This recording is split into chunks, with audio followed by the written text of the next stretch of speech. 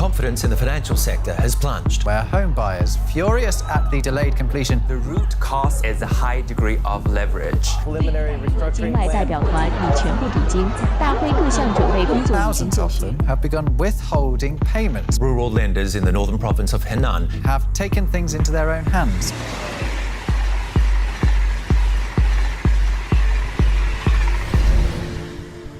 If you thought the Evergrande crisis was terrible, then this train crisis is next-level apocalyptic. China has managed to back itself into a position where it cannot escape without suffering more than a few bruises to its GDP and its ego. China's high-speed railway, an engineering feat that was once hailed as revolutionary and borderline miraculous, is now proving that not all that glitters is gold. Much like the tortoise and the hare, it seems that speed is not the answer. If anything, all speed has done for China is to accelerate the digging of a $1 trillion debt. Yes, $1 trillion with a T. What am I talking about? Well, join me over the next few minutes as I explain China's train debt crisis and how it's become the boogeyman that haunts the Asian giant. One of the world's most modern trains linking a political capital to a financial hub. 加快推进中老命运共同体建设。 That's caused considerable concern for many, particularly China as the main investor. This is Bangkok's brand new Grand Central Station. No high-speed trains arriving today. State-run China State Railway Group has had its debt ballooned dramatically. Let's start from the beginning. China first embarked on a high-speed rail project in 2008, completing the first in 2009. By then, China's first long-distance high-speed rail service covered the 968 kilometers between Wuhan and Guangzhou at an average speed of around 350 kilometers per hour. It was an engineering feat, and one that came with a host of advantages, both economic and political. However, it was an engineering feat that had been necessitated by the economic situation at the time. You see, in 2008, when the global economy suffered a hard recession, China found itself in hot water. China was a large trade partner at the time, and as things on the global market took a rough turn, so did trading prospects for China. That left millions of people who had worked in exports and imports, along with several other industries, in a position where they were unemployed. Instead of just doling out government stimulus packages, the government decided to launch a massive infrastructure project. This infrastructure project, just as you might have guessed, is the high-speed train project. Through this, the government decided that it could kill two birds with one stone. On one hand, the infrastructure project served as the Chinese Communist Party's efficient, debt-fueled response to the global financial crisis. This high-speed railway infrastructure would help with easier integration and travel within the country, leading to a more unified China. This also served the CCP's ambition of having everything within the long hand of China's central government, unifying people under one house, so to speak. On the other hand, China re-engineered its railway infrastructure to drive the demand for concrete and steel and create millions of jobs, and put all those who had lost their jobs back to work. By doing this, the government injected money into the economy, fixed unemployment, and saved several industries. Since then, the project has moved from being one necessitated by economic times to one of, well, pure flamboyance and a display of power. China's high-speed railway network has grown from that first 1,000 kilometers to a track length of over 38,000 kilometers, the highest in the world. High-speed railways now constitute over 26% of the country's total railway network, as the high-speed railway today connects almost every major city in China, with travel time just a couple of hours more than air travel, but with the comfort that only trains can provide. Now, I know this all seems rosy, and you might be wondering, well, where's the problem? And let me show you. This is the interesting, yet kinda dark part. Initially, there were rich dividends that were gotten from the high-speed railway endeavors. This was because the first rail lines that were made were very profitable lines due to the cities they served. Two that stand out particularly are the Beijing-Shanghai and the Beijing-Guangzhou lines that racked up a lot of money. To emulate the success and keep up the global perception that came with the high-speed railways, several lines started being built the nation over, many of which did not serve nearly as many people. Because of the disparity in the volumes of passenger traffic, many of the high-speed trains are running at high idle capacity. A good example of this is how a good number of China's high-speed rail routes are operating at less than 40% capacity. That is below what is needed to break even, and so they are running at a loss. These losses have climbed over the years to a point where it's almost laughable now. Most new high-speed railway lines in China have witnessed a sharp decline in their transportation density, and hence it has ceased to become efficient or wise to keep them running, leading to a few routes being shut off. In a little while, I'll talk about some of the problems that plagued the high-speed rails to the point where what was once a cash cow in China has now become a source of problems and a seemingly infinite money pit. Before that, however, let me explain the dynamics of what this self-imposed debt trap constitutes. I also want to take a quick second to say thank you for all the support my recent videos have gotten. Without you guys commenting and smashing that like button, I don't think we would have reached anywhere close to the views we've gotten. So thank you so much for that, and please consider liking this video too if you haven't already. It helps me out so much. China has been the economic miracle of recent decades, but is it running out of steam? And why does this matter for the rest of us? Yet infrastructure debt is piling up, and China is increasingly juggling to keep up appearances. China, you see the airports, you see the bridges. They have bridges that are so incredible, you've never seen anything like it. China's total debt rose to a record high 237% of gross domestic product in the first quarter. And a lot of the sell-side analysts don't address this because A, politically it's dangerous, and B, it's very difficult to quantify this.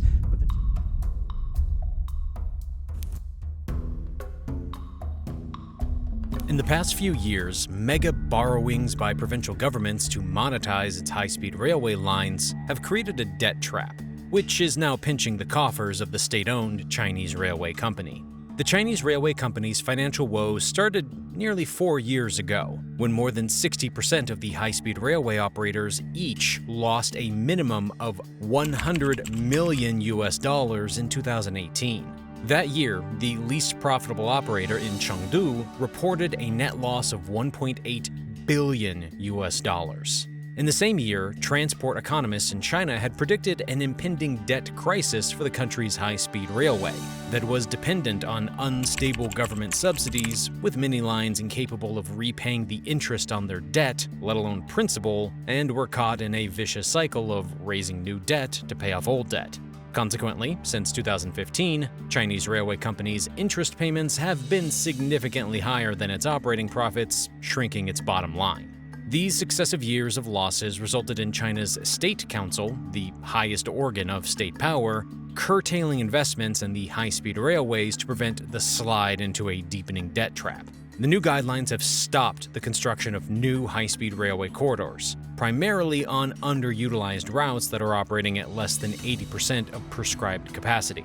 For China, which has seen the length of its high-speed railway network increase by 91% between 2015 and 2020, the new guidelines indicate that the country's pursuit of speed has come at a high price, $1 trillion price to be exact. In typical Chinese fashion, without mentioning a specific figure or even a range, the State Council asked all governments to ensure that their railway debts should be within a rational range by 2035. Along with these guidelines, the government body has suspended all construction in regions where the debt burden is high and surpasses its fiscal strength.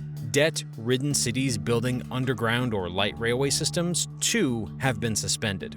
This includes stopping work on 2 high-speed railway projects worth over $20 billion in the Shandong and Shaanxi provinces. Shandong's 270-kilometer line has sought to connect its capital, Jinan, with its southern city of Shaoxiong. For the very present future, those projects have been shelved.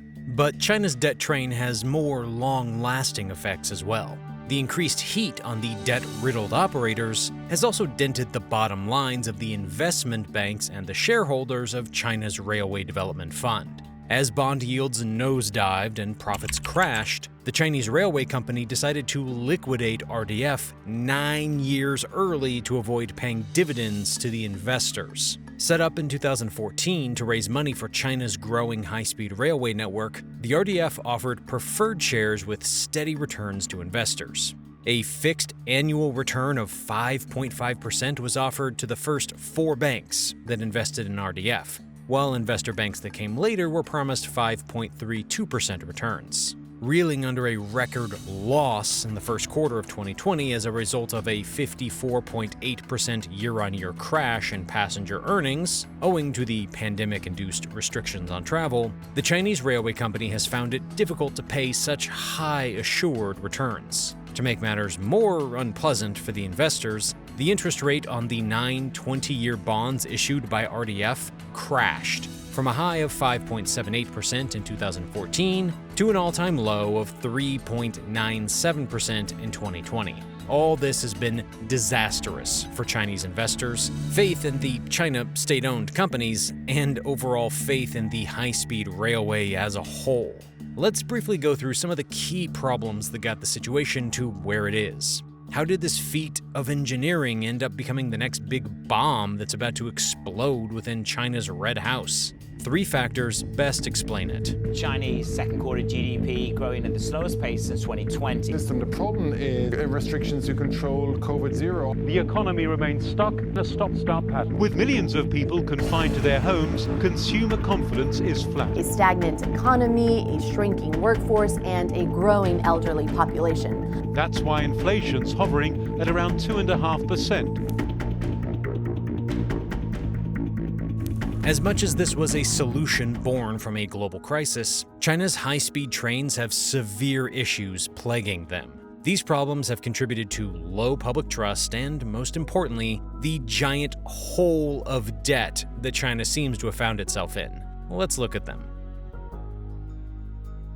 Since its inception, China's multi-billion-dollar railway plan has provoked complaints that it's too expensive for a country where millions of people still live in poverty. Critics say railway officials have diverted too much money to high-speed rail and should be expanding lower-cost traditional rail. The replacement of slower lines with more expensive high-speed trains has prompted complaints from passengers reluctant to pay higher fares, especially on shorter routes. The global perception of grandiose projects has outweighed the logic of having a reliable, affordable system.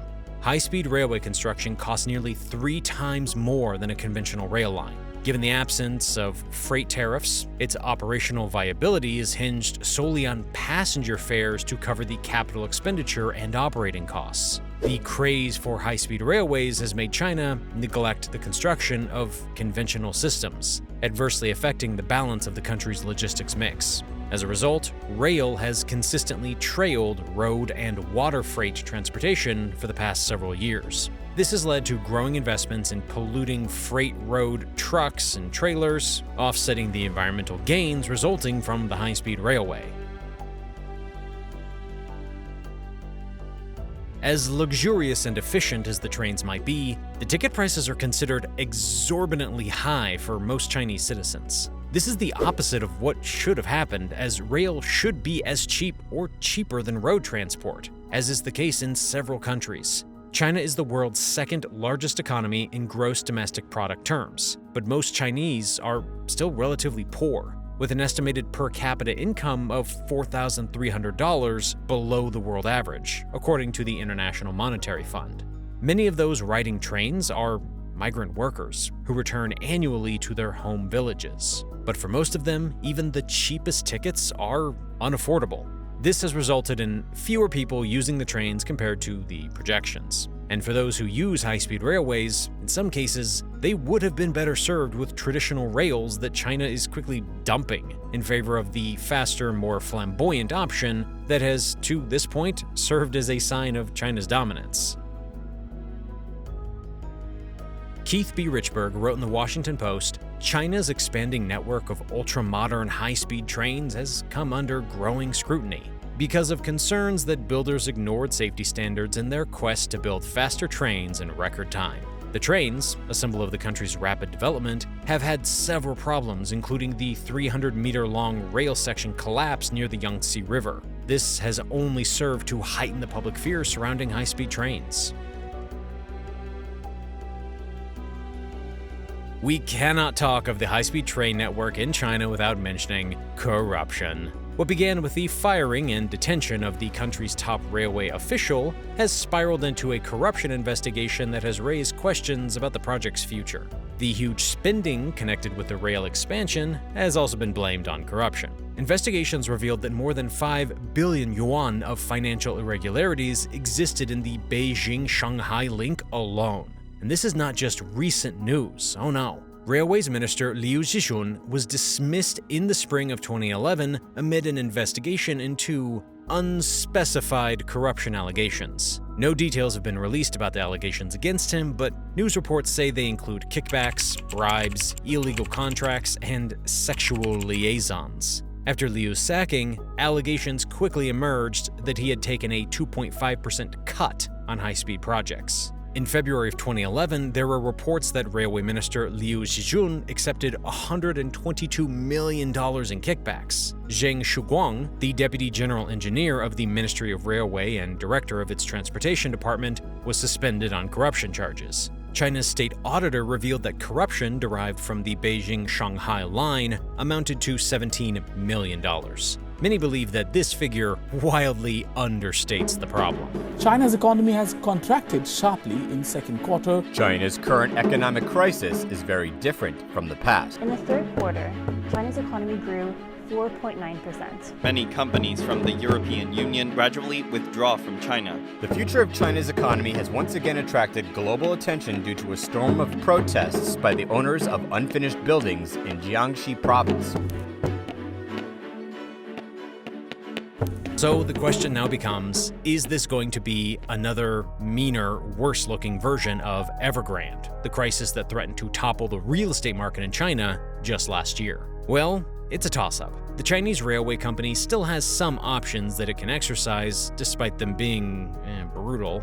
Also, the way the central government has begun to get involved by cutting down on new projects is very indicative of the role they may continue to play in the matter. Despite all of this, the $1 trillion hole burning in China's pocket is not just going to disappear. Somewhere, somehow, that cost will need to be compensated for. The near $1 trillion figure also heavily assumes that the interest will not rise colossally in that time, because if they do, that number will keep escalating. No matter how we try to dress up this pig, there is some bruising and hurting that will happen to China as a result of its colossal train debt. Only time will tell as to the extent of the damage.